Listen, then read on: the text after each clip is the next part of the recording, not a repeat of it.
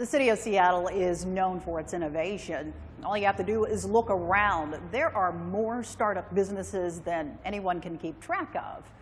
But with any new enterprise, there's quite a bit of risk and a real need for persistence if you want to survive. So, where do you get the skill set? As producer Gentes explains, there is a place right here in Seattle, a place you might not think to look. If someone were to tell you that being homeless could actually be a key to success in life, you would say, you're crazy. I was like, that's the weirdest idea I've ever heard. But one man in Seattle believes it. He's living proof and is doing everything he can to turn adversity into an asset. What life had in store for me was that I was going to be flipping burgers in jail or dead. I started to believe it. Kyle Kesterson spent much of his teenage life homeless. Overnight, we were out of our place and had to sell and give away everything that we had, and all of my parents' attention was now tuned to, okay, how do we at least stay in like shelters and not under a bridge? I mean, I went to like 14 different schools. When you are met with chaos, does it shut you down or does it light you up? And I've been in chaos for so long that it's where I thrive. Everything around me became a canvas, or everything around me became a material, a medium to put on canvas. And it was just this whirlwind of emotion and creation and just, and I did it for myself.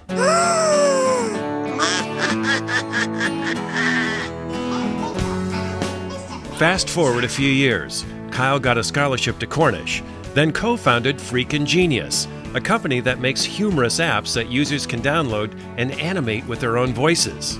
I don't always drink milk, but when I do, it's those chi-chis.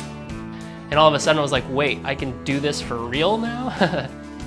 Now with a company on an upward path, you could say this story has a happy ending. But it's also a new beginning.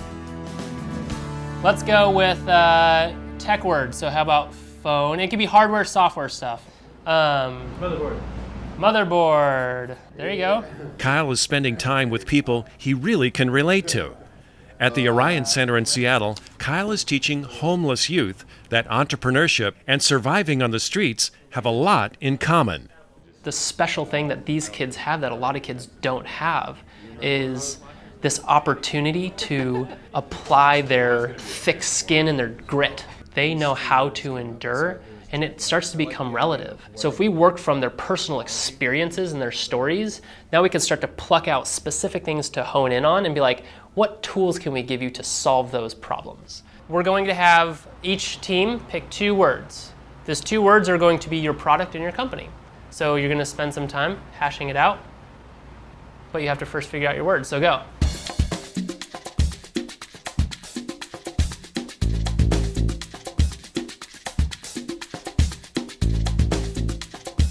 So yeah, tell me, what the heck is Smart Sarah?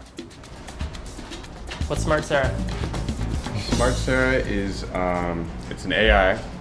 It's actually kind of a troubleshooting device. It'll have a personality, like those little clippies from Microsoft Word that give you the little hints. Being that resilient or having to be creative or just overcoming challenges, like those are actually building blocks to allow for you to be able to endure this journey of, being an entrepreneur. But it just has sensors built into it.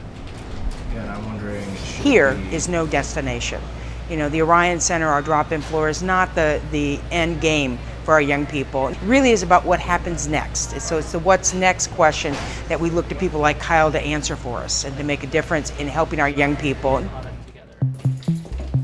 One of Kyle's students so impressed him, he took her on as an intern. And I still didn't have any expectation of where it was going to go, but I just knew that she was someone special. You don't always get to go to work per se and feel like you belong there. If I were to save it as a JPEG, it's going to flatten everything and you're going to have a white background underneath your object. So then Kyle was very creative, so learning the graphic design part of it, that was inspiring to me. I was homeless for a pretty long time, so Some of the things Kyle indirectly taught me that I picked up on were how to be fluid with people.